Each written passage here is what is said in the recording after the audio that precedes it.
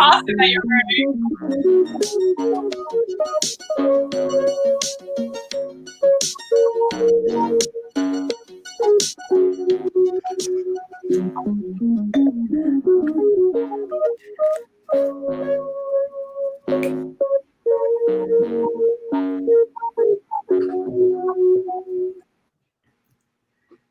All right, everybody. Hello. Hello. How's it going? Bonjour. Gobble gobble. Gobble, gobble, gobble. Hello, everyone, and welcome to In Poor Taste, a clearly irreverent guide to drinking wine. Are you kidding me? This is how I seriously spend my Thursday nights. I'm a very serious pursuit of wine, dressed as a turkey.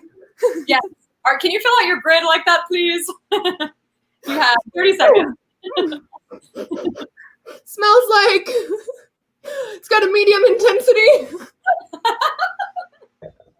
It's so good. I love it. It's the best. All right. Well, if you accidentally clicked on the French gal and the turkey and you don't know how you got here, welcome to In Poor Taste. Or you didn't accidentally do it, and then you got here and you're like, what the hell is this? This is not like it usually is. There's a French person and a turkey. Yes. Or is this like it normally is? Maybe it's more like normal. It's like this occasionally. So what are we doing here each week? Why are we meeting every week like this? Well, this is an irreverent guide to drinking wine. So we like wine. We have some experience with it, but we don't like to take ourselves too seriously. We think that wine is something special and something to be enjoyed, and we want to take the snobbiness out of wine. So I hope that you're here for it. I hope you're ready. If you've ever gone into a wine shop and have felt like you felt like an idiot, you didn't want to ask anyone questions, or when you did ask questions, people didn't make you feel good about that. We're dressed like turkey. I'm dressed like a turkey. Ask all your questions here. All wines are welcome here. All questions are welcome here. All people are welcome here. All turkeys are welcome here. Turkeys are welcome here. It's so good. So I made this costume today, in case you're wondering. So good. I'm obsessed with it. I think it's seriously like genius. Thank you. Genius status. I feel like I kind of, you know how people always like go all out for, what is it? What's that one festival that happens every year and like adults dress up? What? Oh, Halloween? No. It's like a festival. It happens in like Nevada. Why can't I think of it? Oh, the color? No. Come on, somebody put in the comments. It's very famous, and clearly neither of us have ever. Oh, Burning Man. And I feel like every Thursday is like a Burning Man to me. I'm like, ooh, what theme am I going to dress up in this week? Oh, it's so good. I love it. Well, if you haven't figured out, today we have two slightly combined topics. We are talking about what we want to be drinking with our Thanksgiving meal. That is kind of front and center. And then we're just going to take a little tiny break in the middle to talk about Beaujolais Nouveau. Happy Nouveau Day, everyone. So they go together because, spoiler alert, we basically like to drink Nouveau on Thanksgiving every year. So there's the connection. So we're super excited to have you all with us.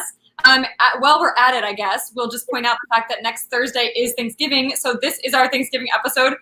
I mean, I know you love us and you probably want to spend Thanksgiving with us, but we will not be here live on Thanksgiving next Thursday. We're not. That's why we dressed up this week, because you gotta like take it all in, because next week we're not going to be here. Yeah, take it all in. The way Britt and I did a podcast recently with some friends of ours. They invited us onto their podcast called Happy Goats. And they asked us to talk about what we wanted to drink for Thanksgiving. And then we just had so much fun with it. We were like, maybe we should do a whole episode where we tell people. Yeah, you guys should all listen to the Happy Goat episode because it's wonderful. But also, I'm kind of like, I felt a little bad being like, you know what, we're just going to do an episode on it because that podcast was so much fun. It was fun, but we were cut a little short. And then we also have our our diehard fans on Thursday night. So we want to bring it to you live. Yeah. So we're super excited about that. Well, first, Britt, do you want to tell us what you're drinking? Yes, I would love to. I'm gonna have to take my mask off for this, but actually, I'll take it off when I taste it. But I am drinking this Nouveau Lucky Star. It is a 2020. There it is, 2020 Nouveau. It's a California wine sourced from 2 different vineyards. It is 70% Carignan and 30% Pinot Gris. I love that they recommend on the back to drink it chilled, is what it says. I'm like, hell yeah. What's really great about this, so not only is it a Nouveau wine, but it is a Nouveau winemaker. So I went to my local wine shop and I asked them for, I couldn't get any French Nouveaux, and we can talk about that later, but I couldn't get any. And I was just like, okay, well, what other Nouveaux do you have? And they recommended this one. And I reached out to the winemaker because I was like, hi, I do this show and I'd like you, like, I'm going to be drinking your wine and I can't find a text sheet anywhere. And a text sheet is basically what a wine like maker will send wine shops or restaurants or anything to kind of know what they're drinking.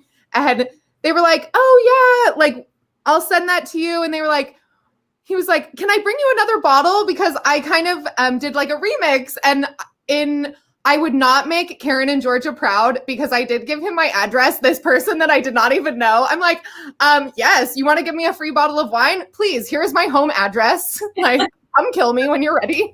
One of our favorite podcasts called My Favorite Murder, where they tell you not to be dumb and not to get murdered by doing some things. Don't be dumb, don't get murdered. Stay sexy, don't get murdered. I stayed sexy and I didn't get murdered. But anyway, so it was really cool. He came by my house and he told me a bit more about it, which was really great getting to meet the winemaker. Nobody can like take me seriously, I'm sure, as I'm talking with this on. But so the 2 vineyards that the grapes are sourced from are done organically. They're not certified organic, but it's organic practices. And that is kind of funny because the certification like is like basically a financial cost just to get to be able to say like, oh, that's organic. So a lot of people who are practicing organic or even further along the organic, then are organic, maybe don't certify because of other reasons. So that's just something for your own knowledge when you're looking at that. He described it as cranberry and Sour Patch Kids and it finishes with a bit of earth and grass. And I love that. I'm like, the Sour Patch Kids, I definitely get like that nice, like sour. It's like cranberry. It will go perfect with cranberry sauce. So if you guys are looking for a wine to get for your Thanksgiving dinner, Adam Beck is the winemaker. So he's a natural winemaker. He started interning at Gearhead Wines as well as Purity Wines, which is where he kind of like learned about that. And those are around here. I want to say Richmond maybe. And what's really cool is his like background is like as a musician, and he had this really great quote that I'm going to read about how he felt like natural winemaking was kind of like punk rock. Ooh. So with my background, I'm sure is some amount of projection, but I've always seen natural wine as being in line with punk music. Just like how Iggy and the Stooges can be rough around the edges with guitars slightly out of tune, vocals slightly off key, but have that unpolished atmosphere, create an insane energy and vibe. Natural wine tends to be a little less polished with a little more punchy, out there flavor profiles, sometimes considered flaws. But all of that adds these up to way more interesting, way more out there wines. The last thing I want to make or even drink is something generic and bland supermarket wines. While pleasant, tastes indistinguishable from any other wines down the same aisle. Give me some of that weird shit. And I was like, hell yeah, I'm here for it. So I just like, I really liked it. And I kind of like, I feel like me and you have that same kind of attitude. Obviously, I'm dressed as a turkey, you're dressed as a French person. So, you know, we're out there. Frozen back in my armpit.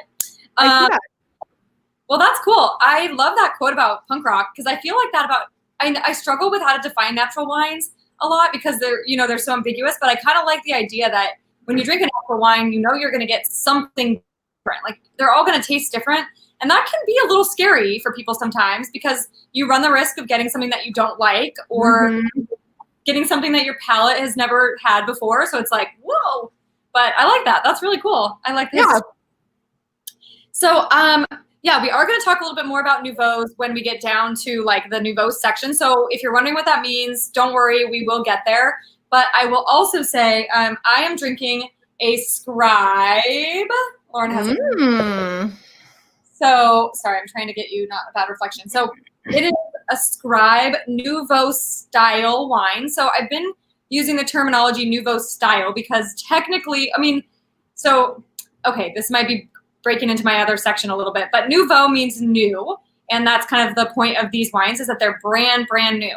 So when I say Nouveau style, it's in the same style that we're talking about, which we'll get into more later. So anyway, it's a 2020. And the cool thing about this one, well, actually all of them, I went to the store today and had so much trouble deciding because while there were no French ones, and Chris brought up a good point. He says he doesn't think Nouveaux will be out yet, but actually it's weird. I was talking to the wine shop today that I go to a lot, and they were saying in like all their years of being in this industry, which is pretty significant, I'd say like 15, 20 years, they've never not had French Nouveau arrive by Nouveau Day. So you know what? It's 2020. What else?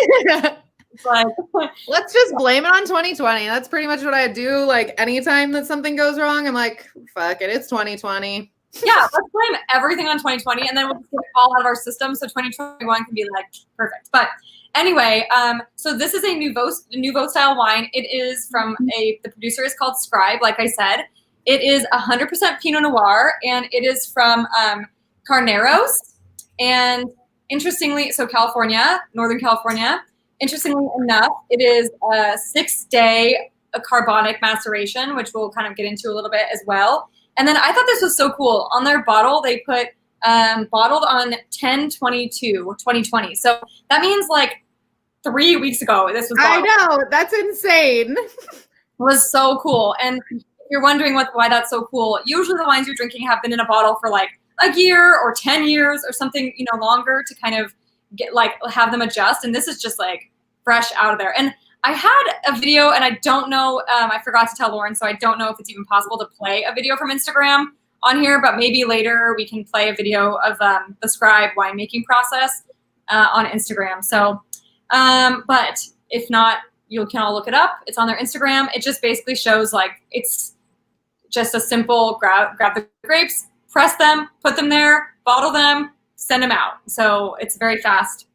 A couple other things. It is meant to be fresh, lively, easy drinking, nothing too serious. So that's the thing about Nouveaux too. You don't want to think too much about them. Just like, is this fun? Do you like it? Does it feel good? Do you get a little buzz? Do you feel like that in your throat or wherever you feel your buzz? Like that's great. That's all I want. No additives, no oak, no time in aging. Like I said, it's been less than 3 weeks or so. And then that's about it. So I thought that was so fun. 10/22, October 22nd, this bottle went in the bottle. And Man, it's a baby. You're drinking a baby. Petite. What do you say? How do you say petite baby? A little baby. A petite baby. Bebe? Yeah. Bebe. Bebe. Should have brushed up on my French before this episode. Pamplemousse. I'll just name French words if you'd like. Pamplemousse. Let's see what else I've got. Chien. Mon chien is actually. Okay, Chris Newman asked a good question, and I wanted to point that out on mine. But what is the alcohol content of your wine, Caitlin? Mine is 12, so right in the middle range for a light red, which means that's low for a light red. I feel like 12. I feel like yeah. I mean, that's like, I think that's low. Some of I've had whites that are like the other day, like whatever we were drinking, I was like, damn, my white was really high. Mine is 11.75. Oh, so, wow. Yeah. Precision of that. I know. It probably has to do with like taxes. It probably does. Cool. So how do you like yours now that you can taste it?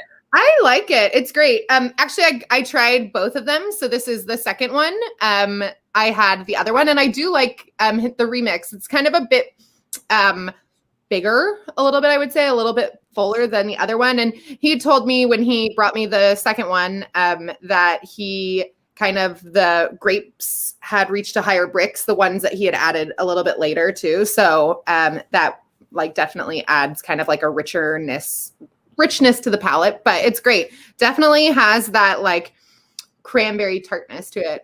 What's yours like? Tell me about it. So let's see. So mine, I actually kind of just got, I was watching the comments and I saw Patricia comment. I feel like mine is very similar to this. It is fruity, floral. It is banana. That's one thing, which is also like a bubblegum flavor. And it is like bubblegummy. It is basically all of the things that you would expect from a Nouveau, but it also has a really great acid. So it's very tart, really refreshing. Mine doesn't have that banana flavor, but it definitely has a floral quality to it, which I'm digging. Did you ever have like those, we might have talked about this before, but those Runt candies, like when you were a kid or yes, even now? You do. You talked about it. Okay. But tell us about it again. The banana Runt candies were always something that I felt like I could pick up in like a carbonic wine like this. So, so yeah, so it's lovely. I'm very happy with this. I could drink this very easily. Yeah, I agree. These are meant to, we'll get into this a little bit more, but these are all very classic porch pounders. Porch pounders. Yeah. Don't think about it. Just drink about it. I love that about wine. I think we've also talked about this before, but there was like a graphic that showed like when you like your progression as you learn about wine, and it was like the novice was just like drink whatever is like easy and whatever, you don't have to think too much about, and then it kind of got like complicated on the bell curve, and then it came back down. It was like the expert, just drink whatever is easy and you don't have to think about. So it was like the novice was let's just get drunk, and then the expert was let's just get drunk. Okay, I was get to the point where there's such a saturation. It's like, okay, I don't want to think about this. I've been thinking about this too much. Time to just get drunk. Okay, so we're getting good questions about Nouveau, but I want to hold on to them until we get to the Nouveau section so that we can. Perfect. Well, then that leads me right into my section. So what we're going to do is we are going to take you through your Thanksgiving dinner. And if you want to impress the people in your lives, or maybe you're having your Thanksgiving by yourself this year and you're like, what the hell do I want to drink with my Thanksgiving dinner? Well, have we got opinions for you? Got opinions. Always got opinions. We're going to kind of take turns for like how you start your meal, how you finish it, and what you want to go with it. So I'm going to kick us off with what we're going to start with. So kind of, I don't know about you guys, but like Thanksgiving is usually a whole day event at my house. Like literally there's just, granted, you only eat pretty much one meal for the day. You don't get a meal earlier in the day. Like, I'm sorry, you're going to be eating your body weight in turkey and pie and stuffing. You will not be eating anything before that. So what you kind of start out with in my household is chips and dip. And do you know what goes perfect with chips and dip? What, Britt? Please tell me. Let me tell you, champagne. And I know that sounds kind of funny, but it's true. And like champagne and like a creme fraiche kind of onion dip. Oh my gosh. And not only that, but champagne has like a specialness to it, kind of that celebratory quality just with the bubbles. And so that's kind of how we want to kick things off, where we're going to start our event. And I mean, let's just say I'm having like the fanciest fucking Thanksgiving of my life. I'm having potato chips and caviar with my champagne as my starter. So what else is really great about champagne and why not just champagne, like you can bring sparkling wines. I mean, like we're talking about my fancy dinner, it's going to be champagne, but maybe not every day I'm going to drink it but Thanksgiving I might. But with caviar, kind of that like bubbliness that caviar has, how they burst in your mouth, it's a perfect combination with the bubbliness of champagne. And then the crunchy, salty texture too that you get with the chips is like a perfect contrast to that refreshing quality of champagne. When you're thinking about champagnes, there's differences between, you want to know kind of like what you like in your own champagne. So if you like more rich bread brioche qualities, like ask your wine purveyor if that's what that are, or leaner, more acid driven. Those are going to be other ones. So there's two sides of the spectrum. And then there's something else called vintage champagnes versus non-vintage champagnes. And I know we'll talk, we've done an episode on sparkling wine before anyway. But when you're thinking about vintage champagne versus non-vintage champagne, so non-vintage champagne, it's like a champagne house. Like they have a style that all of their wines taste like. So year to year, it should taste the same. Granted, as you let it age, it will still develop those qualities. But when you get a vintage champagne, it comes from a very specific year, has a very specific moment and taste to it, and carries that quality in the glass. So just some things to think about when you're shopping for champagne. Yeah, Caitlin, let's hear it. So what if this year I'm social distancing like I'm supposed to, and I'm having Thanksgiving dinner by myself, and I feel like I don't want to spend a bunch of money on a champagne? Are there good alternatives? What a great question. Okay, so we talked about this in a past episode, and I'm going to just talk about it right now. I think cava is a wonderful substitute for champagne. It is made in the same method as champagne. So there's two different methods for making sparkling wine, or there's a few different methods, but one is where the second fermentation happens inside the bottle. Those tend to be, they're less mechanized. So there's a little bit more like I was listening to it, any bottle of champagne that you get was touched like 45 times because you have to riddle it. Riddling it is where you turn it, and then the yeast cells fall to the neck of it. And there's different things that happen that really give it kind of this quality that you don't see when you buy tank method. And also champagne, because there's that second fermentation in the bottle, that means that those bubbles are going to be better integrated into the liquid, into the wine. Where when it's done in tank method, which is when it's done in a big tank like Prosecco, granted, there are some wonderful Proseccos out there, don't get me wrong. But when it's done in that way, it's going to be bigger bubbles, a little bit harsher. Basically, they like force CO2 into it, where this one, it's like the CO2 naturally is forming inside of that bottle. It's being stuck inside there. And because it's in there with that liquid, it's integrating itself into the wine. So anyway, another one too. Franciacorta is another one that does it in the same method as champagne, like cava. I don't know if it's going to be that much cheaper than champagne, but it'll be a little cheaper. Franciacorta is really hard to find too. I feel like that one's like cava you can find everywhere. Like, it's spelled C-A-V-A because a lot of times people get that confused. And just to be clear about it, it is just a name for sparkling wines that are done in that method out of Spain. So if you're thinking I know there are other beverages called cava, and sometimes people mix up like those beverages, or they mix up, do you have a bug or something? Yes, and I don't want it to get in my wine. I'm like, when fruit flies get in my wine, they fucking ruin the flavor. Really? You can tell the flavor? Oh my gosh, yeah, it gets so bitter. Yeah. That's so funny. Well, I don't blame that fruit fly. I'd probably want to die in a vat of your wine too. So yeah. Well, the funny thing is, when I worked at the winery, you could smell where the fruit flies were because it had that bitter note to it too. And so you could sometimes walk around and be like, there's fruit flies around here. Weird. Yeah. Okay. I think different people have different things that they're sensitive to, and I feel like because I worked in the winery, that is now something that I'm super sensitive to. That's so crazy. That's cool.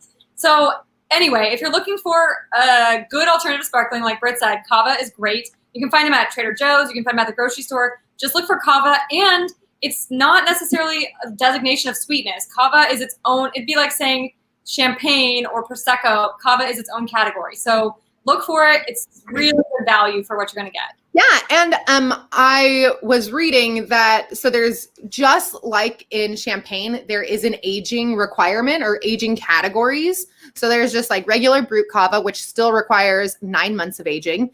And then there's Gran Reserva Cava, which is 15 months of aging. Or that's Reserva Cava. And then Gran Reserva Cava, 36 months of aging. Don't quote me on that. This isn't a Cava episode. So go back to our Cava episode to see what the real numbers are. But when the Reserva Cava is a really good one for enjoying with a meal. So that's kind of the one that I would look for if I were out shopping for Thanksgiving wines. Yeah. Okay, Caitlin. So now we've had our potato chips and onion dip and champagne. Where are we going next? And caviar, of course. Oh yeah, I wanted to also add, usually I like to start my meals with some sort of cheese or meat board. And sparkling with that is on point. It is. Yes. So if you're going to do that like I am, then definitely get yourself something bubbly. Okay, what's your favorite cheese to have, like, to start your Thanksgiving meal with? Because Caitlin, I don't know if you know this, but she is a great, like, she introduced me to this one cheese that now I buy all the time. I think that's the one I was going to say. Is it Santagur? No, you never introduced me to that one. You introduced me to Midnight Moon. Santagur, it's like my favorite. Yeah, you never introduced me to that one. It was the Midnight Moon that you introduced me to like years ago.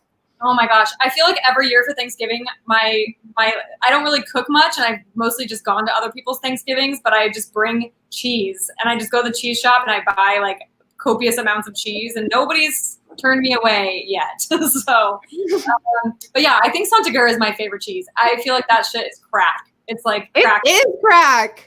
It's crack. It's so good. So if you're one of those people who's, well, hopefully, I don't know, I'm hesitant to say bring it to your party because don't go to a party. But if you are going to a party, or if you're going to make a meal by yourself, treat yourself to some delicious appetizers. Treat yourself. Okay, so then next, one of our second favorite, or not, these aren't in order except for by menu item. So the next one we want to talk about is Riesling. So, woo! I mean, Riesling and champagne are always battling for my Mary in my fuck, marry, kill. Like, those are the two. Not yet, Alan. Not yet. Yeah. Well, maybe if you have some Saint Agur and then you're like, man, this stuff's so good, maybe I should actually try crack. Yeah. I hope that Saint Agur is not your gateway drug, but you know. But honestly, that cheese is so good. You will find yourself being like, oh my gosh, I can't leave this cheese board. I can't leave this cheese. It's so delicious. I know, okay. you're just like, okay, how many people are looking at me because I'm just going to go for more. And it's just like soft and creamy and yum. Okay. And salty. Salty. Yeah. Mm. Just like my personality. Just like your turkey costume. Okay. So Riesling is one of my go-tos for Thanksgiving. And I know we talked about Riesling as well. So if you really want an in-depth discussion of like all the varieties of Riesling, but Riesling is so fantastic as a white wine. I think it's completely underrepresented in the world of white wines as far as like outside of the Somm community. I was about to say, if you're not a Somm, yes it is, but otherwise, no, it's the darling of the Somm community. It is. It's the darling. That's a perfect way of saying it. It's the darling of the Somm community. But if you're not in that community, you might think that Riesling is like outdated and you're going to be judged if you drink it, but you're wrong. It's so good. So I love, for one, Riesling. You can get it in a variety. I mean, you could probably find a sparkling Riesling. You could get a bone dry Riesling. You can get a sweet Riesling, the whole spectrum if you wanted to. But what I would recommend, if you have to like move my baguette around, just like. Oh, I was like, okay, where does this go? I made this today. It's so good. I know, it's amazing. It's so good. So if you're going to Riesling, I would highly recommend that you get a Kabinett Riesling, and that's spelled with a K, Kabinett, I believe. And that is, bear with me, I know I'm speaking some crazy language right now, but that is just a smidge off of the bone dry white wine. So it has a tiny bit of residual sugar, but the nice thing about that is, one, Riesling is so high acid that you can barely tell that it has residual sugar in the first place. Mm-hmm. Secondly, it is so great because if you think about Thanksgiving, what I would pair this with is a ham. So if you're having a ham, if you're one of those, badass cooks who decides to have Thanksgiving by yourself. You're like, fuck that turkey. Like, I want ham. Yeah. Or yes. you do both. Like, I know a lot of people do both. So if you think about if you're doing both, oh man, I just feel like Riesling just loves like a good sweet meat dish like that. Like like sweet meat. It's like kind of like a honey ham too, because especially like Kabinett has like those honeyed qualities to it. I mean, not as much as some of the other upper ones, but definitely has that honey quality to it, which I think just picks up the ham flavor so nicely. Yeah. So I just can't even, and Riesling. And then the saltiness and that acid. Oh man, girl. Like, yeah. It's like the acid is so high in it that it is just such a good food pairing wine. So it works with a variety of different things. And I mean, I would just probably have like my champagne, and then I'd have a white wine glass and a red wine glass, so that after that I could just go between them. And Riesling would be starting out that white wine glass. So we do meals right in the wine community. I know. I mean, it's funny because, you know, I feel like you think a lot more about what you're like. People who are in wine really think about what they eat. Like, they're just people who are like, you know, yeah. They're I love this. My sister says we did beer battered fish and chips one year, and you know what I would say to that, Lauren? Get yourself some champagne for that meal right there. Like, hell yes. Yeah. Oh my gosh. Yeah. If you send us your Thanksgiving dishes, we'll pair them on the spot. Yes, put them in the comments. And we like, if there's something fun that you guys do that nobody else's family does or no one else's group does, put it in there. And me and Caitlin, off the fly, will come up with our recommendations. And maybe they'll be the same. Maybe they won't. Maybe we'll completely disagree with each other. But yeah. Okay, well, while we're waiting for those comments to come in, I will move on to my next recommendation. Yeah. So this one is, I think this one's a fun one. I mean, okay, it's so funny. I feel like I did just put my favorite wines in this list too, because this is my, like, if I were to describe myself as a wine, this is the wine that I am. So the next component of a Thanksgiving meal, and one of my favorites in my household, is stuffing. Maybe you call it dressing, maybe you call it stuffing. Oh my gosh. Like, and you want to get the one that comes out of the turkey. You don't want the one that's not in the turkey, because you want all the juices to have like melted into that stuffing. You want those, like, it just gives it a much, like, a richness, kind of like more of a, more of a depth of flavor that you're not getting. And I feel like I'm definitely making Karina Gaz jealous, just because I know that she has come home to my house and had my dad's stuffing, and oh my gosh, that is like something to come home for, literally. Like, but anyway, so there's just like this quality. It like has this savory herb quality to it, and everyone makes their stuffing different. Everyone has like their like stuffings that they love. But what I would pair with a stuffing is a Sauvignon. And let me just tell you why you should be drinking that. I know, what the hell is that? And don't try to find it in a store, probably. You probably won't find it in a store. And I'll give you kind of a few other like ways to get around it a little bit. But what it is it's this grape that is grown in the Jura, which is in France. So remember, we've talked world, Europe, France, Jura. It's just a stone throws away from Burgundy. Maybe you know Burgundy, where famous Pinot Noirs are from. Anyway, so what's really cool there is the wines there, specifically the Sauvignon and how it's made. So it's made in two different styles, and I'm going to recommend one style specifically for the stuffing. So there's Ouai, and then there is Souffoy. Souffle. And what it is, so the Ouai means to top up. And so as wine is fermenting in a barrel, oxygen is getting to it. And I like that Eric talked about it last week on our episode about the angel share and how that one doesn't have the angel share. But so the angel share is basically as wine kind of like, what's the word, Caitlin? You know it. What? Dissipates. Yeah, dissipates, but not like dissipates. But yes, dissipates. So basically, as it's touching oxygen, a little bit of it's going to kind of like dissipate. And so I'll call it dissipate because I can't think of the other word that I'm thinking. Like, I'm like, what is the opposite of condensation? Because it's the opposite of that. And I can't think of what that word is right now. But anyway, so the wine starts lowering in the barrel. And oxygen is going to start like affecting the wine, and you don't want that to happen typically. So Ouai means to top up. And so that means what they do is they fill their barrel, evaporate. Thank you, Lauren. That was the word. Everybody, we read the comments the whole time they're coming in. So don't talk shit about it. Yeah. as it evaporates, you want to fill it up so that the oxygen is not affecting it.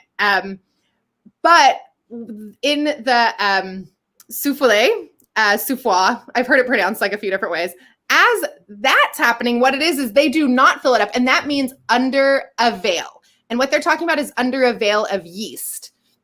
And so if you've ever had sherry before, sherry is done in the exact same way, but the difference between sherry and Savagnin is that Savagnin is not a fortified wine, unlike sherry. So sherry is a fortified wine, so you're going to have added alcohol. So it's just think about a regular wine, but it's going to be aged, and so it's going to have these nutty, savory qualities to it, almost like a spice-like as well. Oh my gosh, these are a little bit like more expensive wines, and sometimes you bring the nice wines home, and you bring those nice wines home because other people aren't going to drink them, because people are like, they like their Chardonnays, they like their Pinot Noirs. So you bring a Savagnin home. If someone can't pronounce it, they ain't drinking it. So just something to think about. If like you want to be strategic about the wines that you bring home for Thanksgiving. Well, this year, if you're having Thanksgiving by yourself, then you can just drink all your own wine. Oh my gosh, yeah. And so there's a very famous wine that comes out of that region, which is called Vin Jaune. And what it is, it's basically those same wines, but they let it age longer and longer and longer. And they come in these little squat little bottles. I'm sorry. They come in these squat little bottles. So basically the souffle is like it. Those are in normal bottles, and they're delicious and they're great. And that is what I would be drinking with my stuffing. But if you want to go a step further, look for Vin Jaune. And they're going to be in little tiny bottles, and they actually had to like petition the French government in order for these bottles to be allowed, because they're like, no, those bottles are not allowed. But what it's supposed to represent is how much the wine started at and what it went to. And so that's why the bottles are small, which I think is cool. So those ones are aged for like, I think it's required 4.5 years before they're even allowed to be sold. And so as it's evaporating, that veil of yeast is on there, which is actually protecting it from the oxygen. There's still a little bit of oxygen getting in as well, but it's giving it those nutty, those savory qualities, those spice qualities. It is so good, and it is what I want to be drinking while I'm eating stuffing. I might be too cheap to buy a Savagnin the way that you want me to this year, or the style that you like, because I've looked for them forever. Like for months I've been looking for them. And I found a shop nearby that has, and it's like a $65 bottle. And I was like, okay, if there ever is a time, maybe it's Thanksgiving, but at the same time, maybe not. Maybe not. I'm going to bring a sherry myself. Perfect. Okay. So other recommendations that I would say, sherry, I think is a great alternative. Other ones too. Eric talked about it last week, but there are certain wines that have that. Remember he was drinking that Tokai that had it, and he was talking about those same qualities, and I was like, oh my gosh, where could I be drinking this right now? But also, even if you get other wines from the Jura, they all still have kind of a little bit of that characteristic to them. So also, it's weird, kind of. So like, if you're wondering, I have an answer for you, Alan, just stay tuned. Yeah, Alan, you got to wait. We're not at that point in our Thanksgiving meal. We're just getting started. We're just getting to the turkey. So we did ask everyone to please put in their comments. So yeah, still put them in.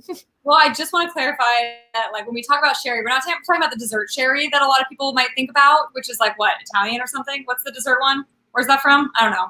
I don't drink that shit. I mean, I'm sure it's fine, but I don't drink that very often. So what I'm talking about is like the Spanish dry sherries, and that's, I think, what Britt is talking about too. And it has a very weird, bitter, like nutty kind of almond pith flavor. So it's a wild card. I would say if you haven't had one, try it before you take it to a dinner. Or I don't know, if you're a baller and you just want to spend $65 on a bottle for something you've never tasted, then go for it. But otherwise, just maybe know what you're getting into for that one. Yeah, I'm like, it's not everyone's cup of tea, just like myself, which is why I always feel that I am this wine. It's geeky. It's like, I don't think of you as geeky, but it's a geeky wine because it is like an acquired taste. How about that? Are you an acquired taste? Oh, I am definitely an acquired taste. I'm shocked that people show up here every week. I'm like, wow. But maybe they've acquired it after how long we've been doing this? 6 months? Right? I know. Okay, so far we got you covered for appetizers, something bubbly. We got you covered for the ham and turkey and all the like other sweet elements that like, you know, if people are doing yams and stuff like that, I forgot to mention that, but that's a great like Riesling pairing. We got you covered for the stuffing. Were you gonna say something? No. Okay. So the next thing I would say is our brief pause for some Nouveau discussion. So I wish I had a French flag that I could just wave. I'll just keep putting my baguette up there. I'll just be like, here's my baguette. So either way, we're not saying that you have to bring a Nouveau style necessarily, but they do correspond in the year, so it's a very fun style of wine to bring. But if you just want to bring a Gamay, I think Gamay, whether it's done in a Nouveau style or not, is one of the most wonderful things for Thanksgiving. So just to give you a brief rundown, I know we talked about this before because we did a whole episode on Beaujolais. So if you're wondering, like, what is Beaujolais, go back, tune into our old episode. Tune in. They're all on Facebook. Yeah, exactly, Facebook Live. So Beaujolais is a region in France. They make this particular style of wine. Well, they make a bunch of different styles of wine, but they use the grape Gamay as the main grape that they work with. And one of the styles that happens to be released on the third Thursday of every month, like today. Of November, not every month. No, you're right. Sorry, I said it. Third Thursday of November. That'd be crazy if they released this wine the third Thursday of every month. I'm like, damn, how are these grapes growing that quickly? No, sorry. Every year, the third Thursday of November is when they release. And so basically they release their young harvest wines and they're made from this grape Gamay. But the whole idea is to celebrate the upcoming harvest. So by no means, again, we've said this before, but by no means are these wines meant to be taken super seriously. They are meant to be fun. Like if you go to, usually non-COVID times, I go to Beaujolais parties or Beaujolais Nouveau release parties in San Diego even. They have them all over. I'll go to maybe a French restaurant or a bunch of wine shops, and they will just open all these bottles and they will have cheeses and they will sell. It's a celebration. It's fun. It's like it's seriously probably one of my favorite holidays of the year. So it's wonderful. Did you lose me? No. Am I here? For a minute, but maybe it was just me. I hope it was just me. But either way, they are wonderful and exciting. Maybe my enthusiasm clogged the internet ether, but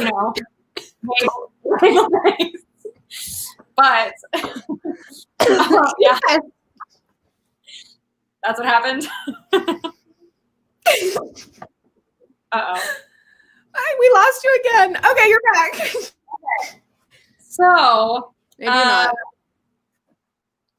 No? Am I here now? Okay. Well, Britt, do you want to talk here. about what you love? Okay.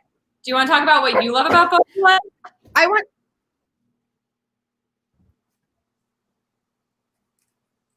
don't know what you said. Try it again. How much did you miss? Like all of it? Uh-oh. Uh-oh. Okay, tell us about Beaujolais, Britt. What do you love about Nouveau? Oh my gosh. Well, this episode is like my fuck, marry, kill. Although kill is definitely not on here. But this is my, oh, apparently it's me. That's what Logan and Karina say, is that it's me. So maybe you can't hear me. Oh man, I was nervous. Okay, Caitlin, you run the show is what everybody's saying. Okay. So basically, if you get a Nouveau style, like I said, it's meant to be drunk young and early. But the reason why I love them so much for Thanksgiving is because, kind of similar to what we said before about Riesling and all these other ones, Beaujolais or Gamay the grape and Beaujolais Nouveaux are just so versatile. Like you can take this to a Thanksgiving, and especially if somebody is like, oh, I only drink red wine, take your Riesling, put it away. Then you can be like, great, I have this fantastic red wine. Or if people are like, I only drink, I don't know, whatever they say, you have an answer for it. And it's a delicious high acid red wine. So super versatile. I can't talk about it enough. That's why I dress like a French person, because I love Beaujolais, love Nouveau. I don't know if I'm missing. Oh, there were some other questions that I wanted to get to. So somebody, I think, really quick.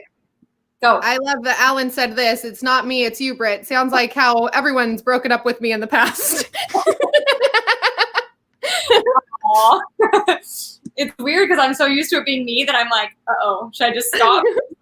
Transition minutes. Okay, so Elise had asked a question earlier. She had said, what's the youngest a Nouveau can be? And basically, the answer to that, it kind of varies, but because it is like this one, like I said, was bottled on October 22nd. The youngest a Nouveau can be is as early as that winery thinks that it's fermented. So basically, however long the fermentation process takes is really what they're going for. So yeah, just dress like a turkey, Brit, and look pretty. Just look cute and hang out. That's all I'm gonna do for the rest of this episode. I hope you're ready to run it. I'm just gonna like peck. I mean, I've only got a week left on this planet, so like, let's be real. Maybe you'll be pardoned. I hope so.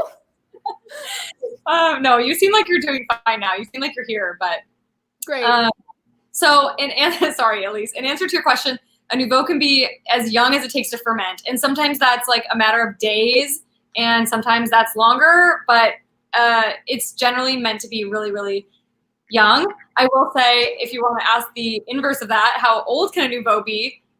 You can drink them a lot longer. Oh, Caitlin, are you bringing a Nouveau to a holiday party this year, I hear? Yeah, it's kind of embarrassing, but like 2 weeks ago, I drank a Nouveau from last year that I just still had because I love Nouveau and I buy so many of them that I was like, okay, fine, I guess this can be a special occasion. It's Tuesday night. And so I opened one and I was like, gosh, it was so delicious. So it's not to say that it can't be. Okay. It was funny. I had someone tune into one of our episodes. It obviously was the Beaujolais episode. And they were just like, and our Beaujolais episode was like months ago, the very first one. And it was one of the people that I had sent it to who was a wine friend of mine. They're like, how does Caitlin have a Nouveau at this point? Like, they're like, I don't even understand. Well, it's because I bought a case. I like would go to Nouveau parties and buy like every Nouveau that was out because I love them so much. It's like I stock up for the year. I'm not even joking, Britt. This is another point of discussion is the French Nouveaux. Last year on Beaujolais Nouveau Day, I bought many, many French Nouveaux, including a Magnum, which I will probably be bringing to Thanksgiving this year. So I'm a year. I think that was the one you pulled out in our Beaujolais episode. Yeah. And so somebody had said, I think Chris had said earlier, like he doesn't think that the Nouveaux would be out yet. So the weird thing about it is that usually they always are out by today. Like I've gone to French restaurants in San Diego and they have the French Nouveaux in stock in the US today. So it has become, and like the George Duboeuf, especially, I know a bunch of people are drinking those, and those are kind of like the whole marketing scheme is to get them here for Beaujolais Nouveau Day. So they do get here this year. Let's see, we were having such a cool experience, picked up a Beaujolais Nouveau and a Beaujolais. Oh yeah, I saw that George Duboeuf had two. The flavor contrast is so good. Do you know who Margaret is? Yes, I do know Margaret. What would you say the flavor contrast is like, Margaret? You could put it in the comments. We'd love to know what you are noticing as the flavor contrast. She's not the only one, too. I've had actually a few people who picked up both that texted me with both. Oh, cool. Great. Anyone who's done that, we'd love to hear what you guys are tasting as the difference. As a turkey, speaking of why I actually do love Gamay, and, you know, I'm the resident turkey in this episode, so I can tell you what I think goes with me. Actually, I think Gamay goes great with turkey, and I think that that's why Caitlin was asking earlier, it's like, Britt, what do you love about Beaujolais? I think that Beaujolais is one of those light-bodied reds that can go with anything and everything. Like Caitlin was talking about it, like it goes with the cranberry sauce, but it also goes with the turkey because it's going to be a poultry dish. But what's great about Gamays and Nouveaux too is that they don't have that hot, big structure, that big tannins that need a steak. They can still go with a poultry dish and let kind of the flavors of that shine. So yeah. Highly recommend getting yourself a Gamay. Totally. And I hadn't mentioned the cranberry sauce, but that is what I love. It's like my favorite part of Thanksgiving. So that is what I think would go wonderfully with a Gamay too, or a Beaujolais. I know, you just jumped into the wine because you're like, who cares about the food? Talk about the wine. I know, sorry. So I love this. So the Nouveau almost seems carbonated, and that is because of the carbonic maceration process that it undergoes, which means they ferment the like grapes inside the individual grape, grapes themselves, instead of pressing them immediately. And that does create like the tiniest bit of carbonation. So if you're drinking a Nouveau and you're like, whoa, what is this? Someone described it. I think we talked about it like Pop Rocks. So yeah, Pop Rocks. I like sizzles on my tongue, like right there. Yes, that's exactly it. And what's cool, like, beyond that, like oftentimes you'll find that in natural winemaking that they like leave in that CO2 because it preserves the wine a little bit more, a little bit better. And Beaujolais is one of the places where you'll find a lot, like where there was a spearheading on natural winemaking and kind of like what that looks like in the rest of France. So it's a cool place. Yeah. Love Nouveau or love Beaujolais. I don't drink that much Nouveau, I'll be honest. I'm like, for me, I even have a Beaujolais to bring home. And I went for a cruise. So there's like different, and we've talked about on past episodes, how there's like 10 different cru sites, like the best sites. And so they're a little bit more age worthy. They've got a little bit more like kind of little, they're ones to think about, where these ones are just to drink about. Yeah. What would pair with that? Bread sitting in your armpit. Like mushroomy, maybe like a Pinot Noir, maybe my carbonic. I was thinking maybe that Saint Agur cheese, that like moldy cheese with the stinky armpits might go perfect together. Like maybe like a truffle cheese or something like a. Yeah, just like spread it on that like sweaty baguette. Okay. So now that we've gotten you into like the main course, we got some turkey dishes. I think we have one more pairing for the main course, right, Britt? Or one more pairing? Not for the main course. No, we're on to dessert, baby. Okay, well then now that we're on to dessert, what do you want to pair with dessert, Britt? Oh man, well, I want a dessert wine. So me and Caitlin both tackled 2 different desserts. No, we did not forget about your pie. Yeah. Oh, we haven't forgotten about your pie, Alan. Caitlin is going to talk about what's going to go with your pumpkin pie, and I'm going to talk about what's going to go with your fruit pies. So if you like make apple pie or some kind of like fruit pie, what? Yeah. I don't know about berry. Maybe like more like if you do like a peach pie or something like that. Okay. But Tokai. So Tokai is a delicious, delicious sweet wine. It can also be a non-sweet wine. So you want to be looking out for the sweet wine. Azu, A-Z-U, with a little apostrophe over the U. So last week, Eric talked about Tokai wines, and they're from Hungary, and they used to be like the wines of the king. And it's really unfortunate that what happened was they were like the very prestigious sweet wines that were coming out of Hungary. But because of communist rule, they definitely went down in quality and everything like that. But what's really cool is you used to know how sweet your wine was based off of Puttanyos, Puttonyos. And what it was were what the names of these baskets were, which would have the noble rot grapes. So noble rots are grapes that are affected by botrytis, and botrytis is like a bacteria, fungus. What is it? I'm back and forth. Mold, I think it's a mold, right? Okay, that like pierces the skins, and so basically the grapes will shrivel and they'll concentrate their flavor, and so they'll be a lot sweeter. And so when you ferment those, you're gonna get a much sweeter wine that has those honey, that ginger quality to it. Saffron is something that often comes out of like wines that are affected by botrytis. Yes, and so that ginger, that honey is going to go so good with your fruit pies. Oh my gosh. I want one right now. I actually have looked in shops for one, and I'm having a hard time finding it myself. So good luck with it if you guys are trying to stick to what our list is. But anyway, so the Puttanyos were the baskets, and they measured basically how many baskets of botrytis grapes would go into the normal must. And that's how you would know how sweet it was. That's no longer the case, but some will still put it on there because they're not obviously measuring by baskets anymore. They're like, okay, what did the sugars reach?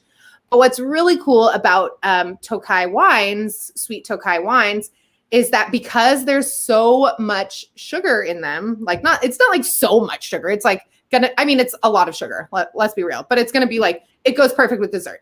Yeah. It takes a very, very long time for them to be able to ferment. And even then there'll be a lower alcohol. And like, as that's aging, it's going to get these like qualities like this, these secondary qualities from it that you're going to get because it has to age in order for it to ferment. And so it's going to have a depth and a richness that's going to go really good with dessert. And that's what I want to finish my dessert with. Tell me what you want to finish yours with, Caitlin. Well, I've struggled with this because, first of all, I'm not a huge pie person. I'm not a huge dessert person. I love desserts, but I'm not a huge Thanksgiving dessert person. So when I was thinking about this, I was like, well, I kind of just want a cheese board. I kind of just want to like revisit. I want to revisit my champagne and caviar. I do love when restaurants on their desserts is just a cheese board. I'm like, yes. Yeah. But I did go today and pick up my wine club. I belong to a wine club locally. And I picked up my wine club, and they gave me a wine that they were telling me about. And I was like, oh my gosh, I feel like this is going to be the best pumpkin pie wine. So I'll show you the label. The good news is if you live in San Diego and you want to get this dessert wine, you can still get it. So basically it is an Alsatian, which Alsace is a region in northern France, which many times was actually part of Germany. So it's right on the border of Germany and France, and it kind of has changed who owned it over time. So there's a lot of German influence in this French region. This one is a Gewürztraminer, and it's actually a 2011. So it's a little bit older. It's an off-dry. And basically when I was like talking about this wine, thinking about this wine, I was like, oh my gosh, a wine that's got a little bit of age. So it's like a little bit more of a robust flavor. It's not like super tart. It's not going to like hit you real tart. You want like some, it's not really earthy notes. I'm trying to think. It's sort of got like that squash, like that kind of like developed, like cooked, or like a crystallized, what's it called when you just like, not crystallized squash, but something Caramelized? like, thank you. Yeah. It's like caramelized. Yeah, because caramelized gives it a sweetness, but it also gives it a depth of flavor that isn't there. Like, isn't just, you can't just add sugar and have that. It has to have that cooked quality. Mm-hmm. Yeah. So I think I'm going to bring that this year to my Thanksgiving for like the kind of pie situation, which if there's pumpkin pie on the table, I'll have like a little pumpkin pie and have like my age. And have that dessert and have that wine with it. Yeah. You know, what's really cool is Gewürztraminer and Sauvignon are from the same family. They are both Traminers. Yours, which I think is cool. I did not know. That's cool. That is really cool. They call yours like the aromatic Traminer, and then Sauvignon is the not like, it's aromatic, but it's not like that one. So anyway. Yeah. I mean, is everybody hungry yet? I'm hungry. I'm hungry. I'm like, I can't wait a week for this dinner. I think we talked about most people's food items. Like, I know we had like a couple turkey things. I mean, honestly, I think Gamay would go wonderful with so many. Pinot. Look for a light-bodied red. So recommendations: if you don't do a Gamay, Pinot Noir is a really good choice that doesn't have the tannins. Another one is Blaufränkisch, which I think is a light-bodied red that doesn't have those tannins that would go really great with turkey dinner too. So just to give you some more suggestions. Yeah. So, and then some of the like white wines, I would say, you want wines that are going to have like some richness to them, because Thanksgiving has so much variety. I feel like you want it to be able to stand up to like these everything. And it was so funny when you were talking about what were you talking about? Sweet potato. And I was thinking like a sweet potato mash. I think that Sauvignon would even go perfect with that because it has those spice qualities to it. It would just go really nicely. And I'm like, I think it has a rich savoriness that it can go across the board. And also there are some Chardonnays that I think could like walk the line. And Caitlin talked in a past episode about that, how it's like Chardonnay is like the red wine of white wines or the white wine of red wines or something like that. And how that kind of still has this richness and can go across the board. Yeah. So there are definitely wines out there. I mean, the most important thing is just to be safe and be with people that you love and good company, or be by yourself and drink some good stuff. You know, it's really just about like what's going to make you the happiest. And if popping a bottle of Cab makes you the happiest, by all means, do that. Do it. Probably bring some Cab for the people who are not going to drink my funky wines so that I can drink those myself. That's my method of That's your method. My method is just bring wines that are weird that people can't pronounce that they're like, nope, not drinking that. And your method is to bring a different wine that people will drink so you can drink yours. I love it. Exactly. That's my like, okay, people will probably go for a Cab because they know it. They'll probably pick a Cab over like a Gamay. And then I'm like, okay. Definitely over a 17, I would say. People are going to pick a Cab.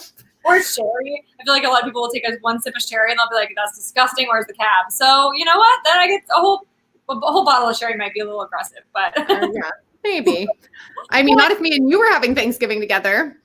Okay, so now that we've gotten to the bottom, I feel like we don't really even need to discuss what we want to eat with our wines because that's pretty much what this whole episode was. So Caitlin, what do you want to listen to while you're drinking your wine? What are you playing at your Thanksgiving table with that wine? Okay, so if you couldn't tell, I went down the whole like French theme here with Beaujolais Nouveau, and you went for it. Almost as much as me, but not quite. I went for it. So I picked a French song, and it is by a band called Femme. It's La Couleur. So Lauren can play that. And can you play the video too, Lauren, if it's not too late? Because I think the video is so great. I just wanted to show it. So yeah, I picked the clip because the video was just beautiful. It really put you in the mood for Beaujolais Nouveau, I think. Hopefully there's no ad. I'm sorry if there is. I know. I hate when they do that. It looks like there's no ad. Yay.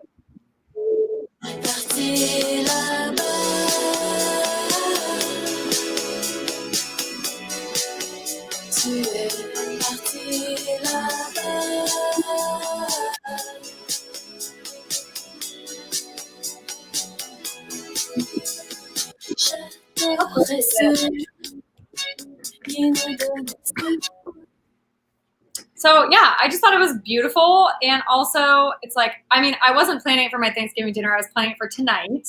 I know. You're like, Britt, we didn't really discuss this. Don't worry, the song I'm going to listen to, I probably wouldn't play at Thanksgiving, but I probably would. Okay, so what is your song? Okay, everyone was talking about how kind of their Beaujolais Nouveau has had that pop rock quality on their mouth.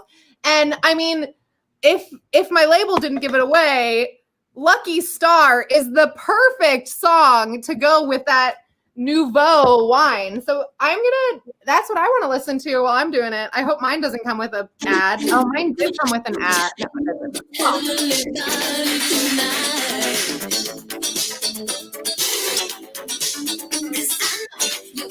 Make everything alright.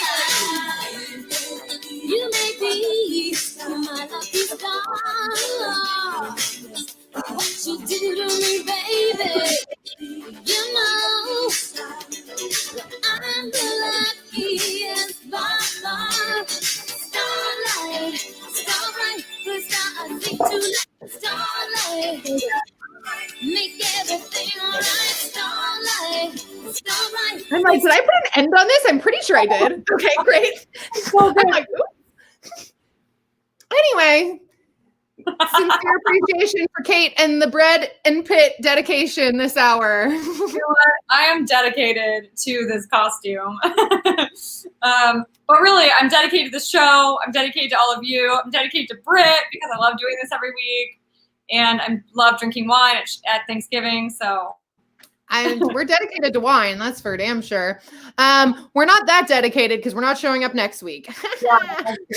Just kidding. Well, we aren't showing up next week, but we're still dedicated to you guys. So please.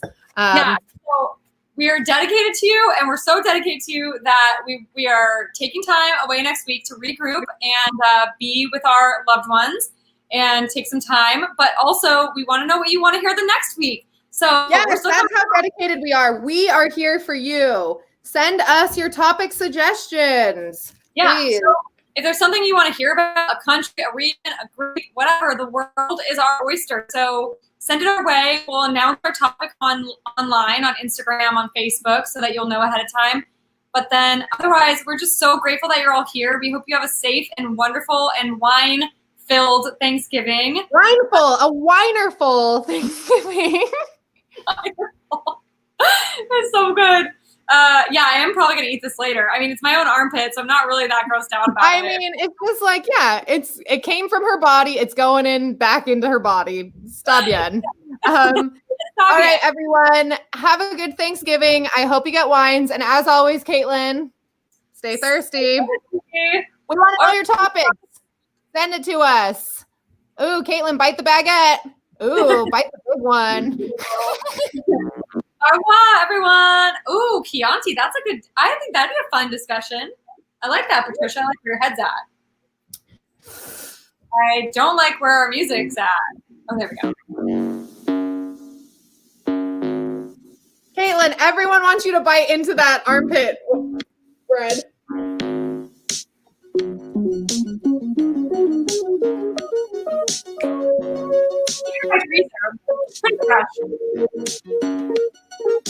Thanks, guys, for showing up. Tell your friends because, you know, we love doing this for 10 people. We'd love to do it for more.